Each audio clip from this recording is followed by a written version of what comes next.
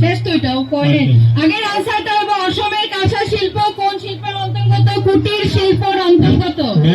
Next Bishnuprasad Rabha দ্বারা রচিত সঙ্গীতকে কি বলা হয়?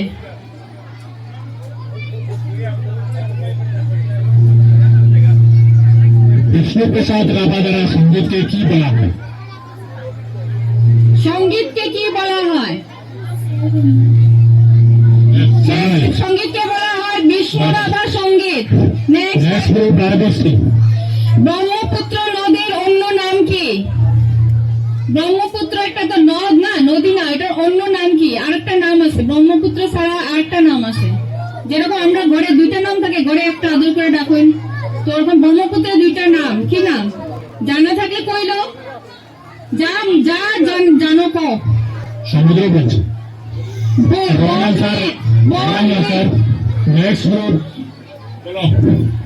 সুভাষ চন্দ্র বোস। ব্রহ্মপুত্র নদীকে নদকে আমি তো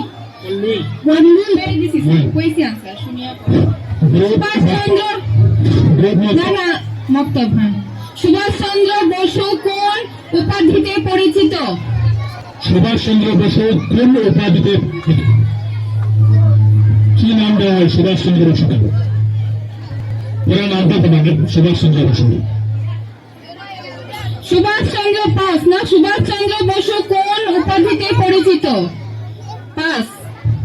নেতাজি আমরা কই আতান্ডে হবে ভারতবর্ষের ভালো পায়া তান্ডে কই নেতাজি গ্রুপ মালগ্রামের কাজী নজরুল ইসলাম দ্বারা রচিত সঙ্গীতকে কি বলা হয়?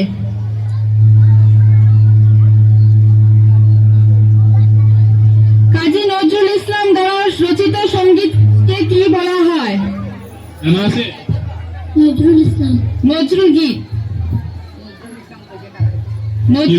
ঠিক আছে, বুঝছি আমি ভুল মার্কিং। কারেক্ট না নজরুল গীতি তার নজরুল ইসলাম রং স্যার। নজরুল গীত ঠিক আছে, নজরুল সঙ্গীত বা নজরুল গীত আছে। ঠিক আছে, রবীন্দ্রনাথ ঠাকুর কোন উপাধিতে পরিচিত? Rabindranath Tagore karamba upadi panggil karamba mintual panggil Rabindranath Tagore kali mintual panggil mak.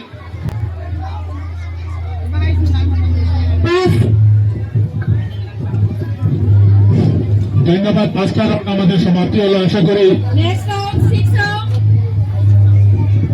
কত রাউন্ড হবে স্যার? আমার তো মনে হয় এখানে শেষ সমাপ্তিতে ভালো হবে নাকি স্যার? পাঁচটা রাউন্ডে হবে নাকি? কবিগুরু রবীন্দ্রনাথ ঠাকুর, বিদ্রোহী কবি নজরুল ইসলাম, নেতাজি সুভাষ চন্দ্র বসু। এইভাবে আজকে আমাদের এই কুইজ প্রোগ্রামের পর্ব এখানে শেষ। ধন্যবাদ বাচ্চারা। বাচ্চাদের জন্য একটা জোরে হাততালি হয়ে যাক ওদের উৎসাহিত করার জন্য। ধন্যবাদ। ছোটটা দেখিনি।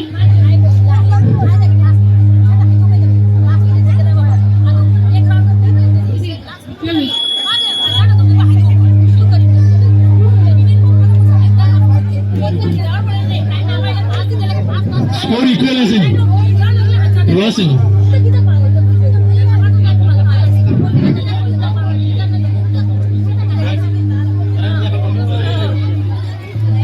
একটা প্রশ্ন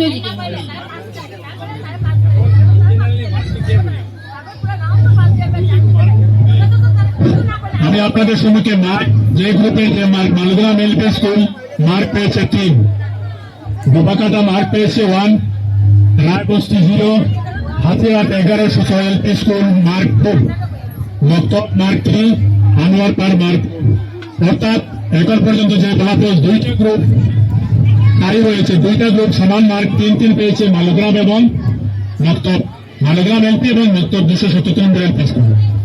তো এই দুইটা গ্রুপ দিয়ে হবে নাকি?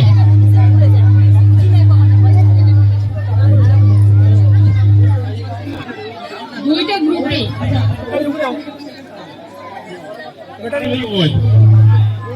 আমি মালগ্রাম এলপি স্কুলের যে গ্রুপ, মালগ্রাম এলপি স্কুল যাইতে হবে ডোবাঘাটা এলপি স্কুল। ডোবাঘাটা এলপি স্কুল, দুঃখিত তোমরা আগামী দিনে আবার আসবে এবং আশা করে পুরো কিছু নিয়ে আসবে। ধন্যবাদ। এবং নেক্সট টাইম রাজবস্তি এলপি স্কুল চেষ্টা করবে আগামী দিনে যাতে আরো প্রশ্ন উত্তর শুদ্ধ হয়, সেই চেষ্টা নিয়ে আসবে। ধন্যবাদ। এবং নেক্সট গ্রুপ 1106 হাতিয়ার এলপি স্কুল, তোমরা যেতে পারো। 1106 হাতিয়ার এলপি, 1106 হাতিয়ার এলপি মার্ক পেয়েছে 2। তোমরা যেতে পারো। আমি আশা করি আগামী দিনে আরো প্রস্তুতি নিয়ে মঞ্চে আসবে। এখন তাই হয়েছে মালগ্রাম এলপি এবং মক্তব। অলরেডি তোমরা ফার্স্ট হয়েছে আনোয়ার পার্ক ফার্স্ট, এবং তোমরা যে 2 গ্রুপ, সেই 2 গ্রুপ মার্ক সমান নম্বর পেয়েছো 3-3। এখন তোমাদের মধ্যে একটা প্রশ্ন বা 2টা প্রশ্ন দেওয়া হবে, যে শুদ্ধ উত্তর করবে সে দ্বিতীয় হবে, যে পারবে না সে তৃতীয় হবে। ঠিক আছে, তোমরা 2 গ্রুপের মধ্যে কোয়েশ্চেন দেওয়া হবে। Madam next. সৌরজগতের মোট গ্রহের সংখ্যা কত? কোনটি? মক্তব। সৌরজগতের মোট গ্রহের সংখ্যা কত? সৌরজগতের মোট গ্রহ সংখ্যা কত? সৌরজগতের কতটি গ্রহ আছে? 9টি। ধন্যবাদ, শুদ্ধ উত্তর। মক্তব কারেক্ট আনসার। নেক্সট মালগ্রাম শিখ এলপি স্কুল। শিখ ধর্মাবলম্বীদের পালিত উৎসবটির নাম কি? শিখ ধর্মাবলম্বীদের পালিত উৎসবের নাম। শিখরা কি উৎসব করেন? শিখ ধর্মাবলম্বী গুরু নানক জয়ন্তী। হয়নি, তার মানে আমরা বুঝতে পেলাম মক্তব সেকেন্ড, থার্ড হয়েছে মালগ্রাম নাকি? আর 2-3টা এই রাউন্ডটা জিতেই নেই। হ্যাঁ দেখলাম তো। মালগ্রাম মক্তব সেকেন্ড হয়েছে 277 নম্বর মক্তব এলপি স্কুল, এবং থার্ড হয়েছে মালগ্রাম এলপি স্কুল। তো ধন্যবাদ। আমাদের কুইজ রাউন্ডের উইনার হলো আনোয়ার পার এলপি স্কুল। জোরে হাততালি দিন আনোয়ার পার এলপি স্কুল। আপনারা জোরে একটা হাততালি দেবেন আনোয়ার পার এলপি স্কুল উইনার আজকের এই কুইজ কম্পিটিশন। দ্বিতীয় হয়েছে 277 নং হাতিরহাট মক্তব এলপি স্কুল। তৃতীয় হয়েছে 1642 নং মালগ্রাম এলপি স্কুল। ধন্যবাদ বাচ্চারা, তোমরা যাও এখন। আমাদের এই পর্বে কুইজ পর্ব শেষ। পরবর্তী অনুষ্ঠান আমাদের হবে নৃত্য পরিবেশন।